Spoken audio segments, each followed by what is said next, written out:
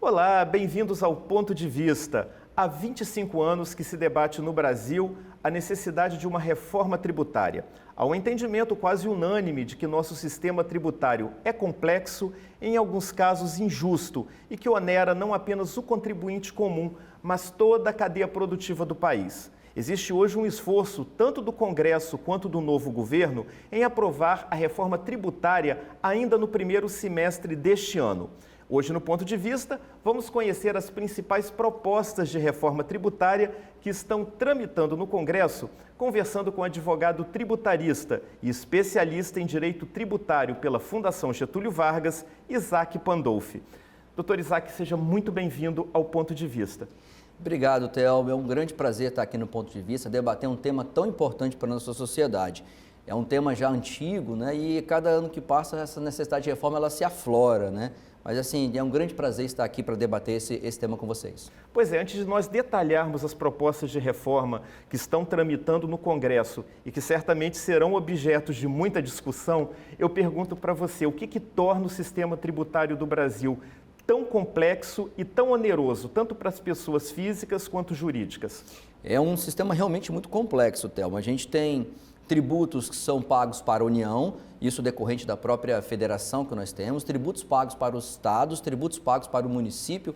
Então, é um sistema tributário que você tem, dentre os entes federados, uma série de impostos. Você imaginar que cada um desses tributos tem uma guia própria, uma forma própria de pagamento, uma forma própria de apuração, e uma quantidade enorme de tributos. Isso realmente onera. Há hipóteses em que o setor fiscal de determinadas empresas seja composto até por 5, 6 funcionários e é mais oneroso você calcular, apurar o tributo do que o próprio tributo em si. Então, assim, especificamente, nós temos 4 entes federados, a União, os estados e o DF e o município, cada um com o seu imposto, cada um com a sua forma de agir, e aí as diferenças são enormes. Você imaginar hoje num Brasil globalizado, no mundo globalizado, em que você vende para São Paulo, que você vende para o Rio, que você compra da Zona Franca de Manaus, você compra, e aí você tem que lidar com esse emaranhado de legislações. As legislações, cada estado tem a sua legislação, cada município tem a sua legislação própria. Esse emaranhado de leis causa ali uma complexidade, uma necessidade enorme de você manter um setor fiscal ativo, que é realmente caro, caríssimo, encarece a atividade produtiva e, obviamente, reflete no consumidor final, encarece o produto, né? Então, realmente, a complexidade decorre desse sistema, talvez, hoje, não estruturado da maneira correta. Pois é, só para ilustrar bem o que você acabou de dizer, né, da Constituição de 1988 para cá, foram editadas mais de 300 normas fiscais, ou seja, isso acaba ilustrando bem essa situação, né, de excesso de burocracia, né? Esse excesso de burocracia, como eu falei anteriormente, ele encarece. Não é barato você manter uma estrutura apropriada para se adequar às normas do Estado. O reflexo disso, obviamente, no consumo final. O preço do produto com o encargo tributário, ele acaba aumentando. Isso impacta nos investimentos, no crescimento, né? Quando a gente fala em reforma, um dos focos é o crescimento. Então, você precisa desonerar. E a desoneração, ela não é só você reduzir o tributo. É também você reduzir a burocracia, que é tão cara quanto o tributo, né? E essa burocracia, ela não tem retorno. Diferente do tributo, que ele é reinvestido em áreas sociais, em áreas específicas, a burocracia se perde, né? O gasto com a burocracia, ela se perde, infelizmente. Pois é, a burocracia, ela gera prejuízos, ela onera, né, principalmente as empresas que têm que criar estruturas, às vezes, muito grandes, né, e com custo elevado para justamente fazer toda a apuração desse imposto a pagar. Agora, no caso do contribuinte comum, essa burocracia também o prejudica, não? Ah, sim, prejudica, com certeza. Só para a gente ter um exemplo de como que o Estado ele realmente funciona, a gente tem o mais comum de todos, o imposto de renda, né? Inclusive já está aberto agora novamente o período de apuração do imposto de renda. Mas o que acontece com o imposto de renda? Você tem que sentar na frente do computador, é você quem informa por governo quanto você ganhou e você diz, governo, eu devo tanto de imposto. Então, olha que toda a apuração do tributo é realizada por você, contribuinte. Isso, se você colocar dentro de uma empresa, ou então dentro de uma estrutura empresarial, onde você vai ter que ter 4, 5 funcionários, isso evidencia realmente o custo. O contribuinte também tem. A gente não percebe esse custo porque às vezes a gente tem um contador amigo, tem um advogado tributarista amigo, né, que auxilia ali. A gente acaba não percebendo. O próprio programa da Receita é um programa muito intuitivo, então a gente paga esses tributos e declara para o Estado sem perceber este custo, mas ele existe. Ele existe e é caro para a gente, consumidor final, que botamos a mão no bolso e desembolsamos o tributo, isso é caro para a gente não percebe, mas é caro. Pois é, vamos detalhar agora as 3 propostas, né, que estão tramitando no Congresso. Nós temos a PEC número 45, proposta de emenda à Constituição de 2019. Né? Ela prevê, entre outras coisas, a criação do IBS, que é um Imposto sobre Bens e Serviços, que substituiria a COFINS, o IPI, o ICMS e ISS. Seria o mesmo que o IVA, Imposto sobre Valor Agregado, que hoje é utilizado, né, aplicado nas grandes economias do mundo. Qual a sua avaliação com relação a essa proposta? Seria interessante que ela fosse aprovada na reforma tributária? Thelmo, o que acontece? Às vezes a pergunta preliminar, aquela pergunta que teve antes, é por que a gente precisa de uma reforma? Para a gente chegar exatamente nesse aspecto que você está falando. Por que eu preciso de uma reforma tributária? E a reforma tributária, às vezes a gente comenta muito na necessidade de crescimento, de desburocratização, mas a gente esquece que talvez um dos pontos mais importantes da reforma seja a própria injustiça tributária.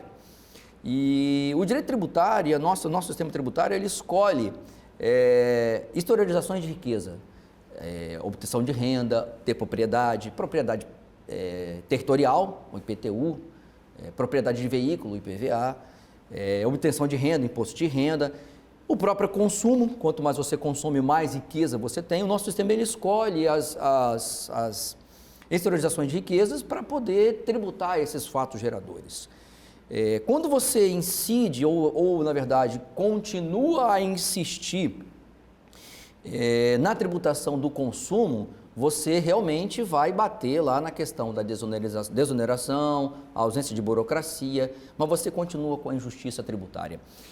Os tributos que incidem sobre o consumo são os mais injustos que a gente tem, por completa ausência de proporcionalidade.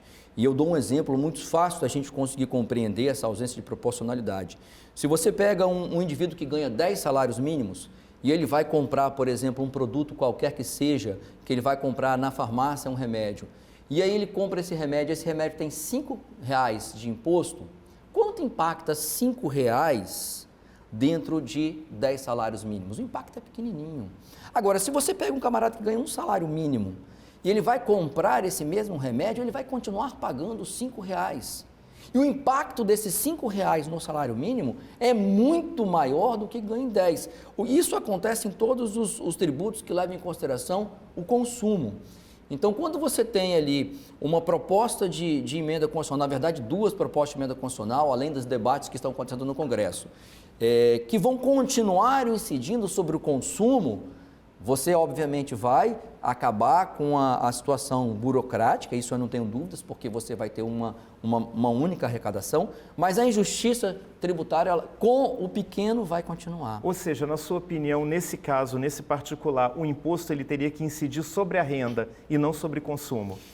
Não só sobre a renda, mas exteriorizações de riqueza que pudessem ser proporcionalizadas, de modo com que o rico acabe pagando um pouco mais e aí, obviamente, o tanto que o tributo atinge aquele que ganha mais seja proporcionalmente igual ao tanto que o tributo atinge aquele mais pobre.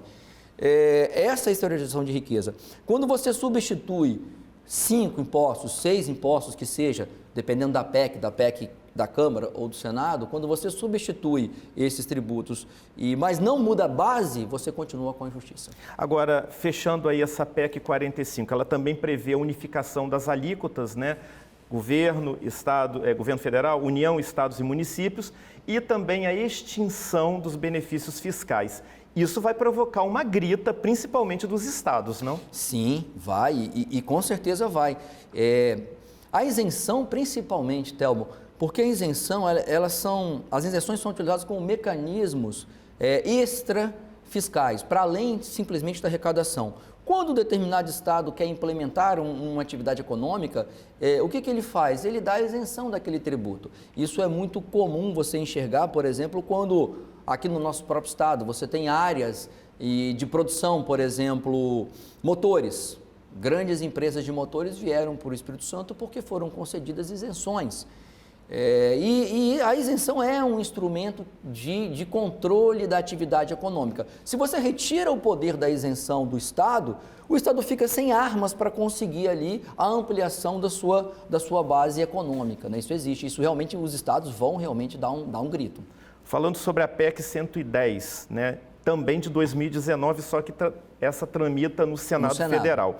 Ela propõe, a exemplo da 45, a substituição de impostos por um imposto de bens e serviços, só que amplia um pouco essa margem. Além da COFINS, né? Ela também IPI, IOF, PASEP, salário educação, CID dos combustíveis, né? Quer dizer, isso aí nós já falamos que realmente desburocratiza, mas não corrige a injustiça tributária, né, que existe, né?